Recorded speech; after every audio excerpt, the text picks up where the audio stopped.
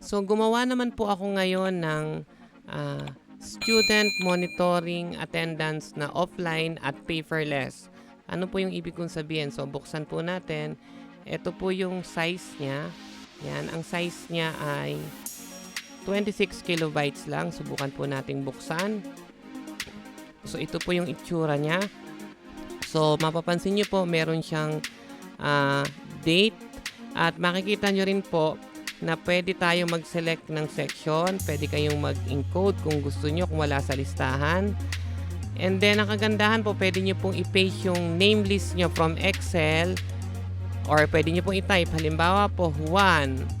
Tapos po, Pedro. And then, Maricel. So, tatlo lang po ilalagay ko. Magdagdag pa tayo. Peter. And tapos Jane. So, i-load lang po natin. So, napansin nyo po, eto na siya.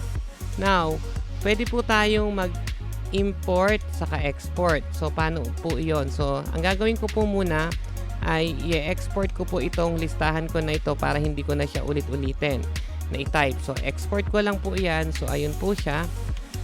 Mapupunta po siya sa download link natin. Ito po siya, naka-export. Ang gagawin lang po natin ay, halimbawa po, na-clear ko yung yung lahat ng data. Ang password po pala sa clear ay Erlan. So, okay nyo lang. So, makiklear na po yan lahat. Yung grid. Ngayon, kung gusto nyo pong i-clear yung buo o i-reset, same din po yung password, Erlan. Yan, so, i-reset po natin. So, kung mapapansin nyo, wala na yung data. Ngayon, paano po kung gusto nating i-load yung ginawa natin kanina? So, choose file lang po tayo. Ito po yung student natin. And then, import po tayo. So, kung mapapansin nyo po, ito na uli siya. Now, ano po ba yung kagandahan dito sa offline at attendance system natin? So, na-observe ko po bilang teacher, dapat tinatawag talaga natin isa-isa yung mga bata. So, ang kagandahan po dito, kung lahat present, pwede nyo pong i-click na yung set all present kung walang absent. At automatic po kung anong oras nyo yan i-click o nag-attendance kayo, nare-record po. Pwede rin po silang malate, cutting, or absent. Okay po. Now, kung mas marami po yung absent, pwedeng i-absent yun na lang po o uncheck yun na lang natin. Pero kung mas marami naman po yung present, pwede nyo i-set all o kung walang absent, pwede nyo kaagad na i-set all. And then, pwede po natin itong i-print. So, makikita nyo rin po dito kung ilan yung late, total, at saka yung absent. Ayan, meron po siyang summary. Kung may nag-cutting, may summary po tayo dito. Now, meron din po tayong print. Para saan po ito? Just in case na gusto nyo i-print or i-save yung current record na ito, ay po pwede po. Para saan po ito? Halimbawa po yung attendance ngayong araw na ito, kinlik ko, in-export ko. Ayun po siya, mapupunta po uli siya dito. Nakalagay po love attendance, tapos yung current date po.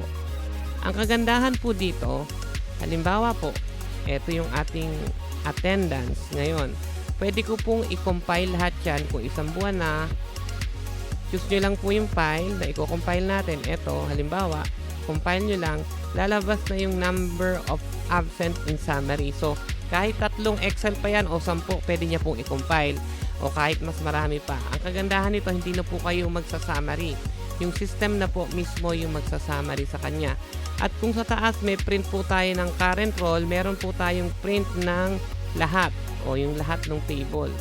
So, kung meron po kayong comment, suggestion, or tanong, pwede po kayong mag-iwan ng comment dito sa video to. At yung download link po kung saan nyo po mada-download yung application po na ito, ilalagay ko po sa information ng video ito. Salamat po sa panonood.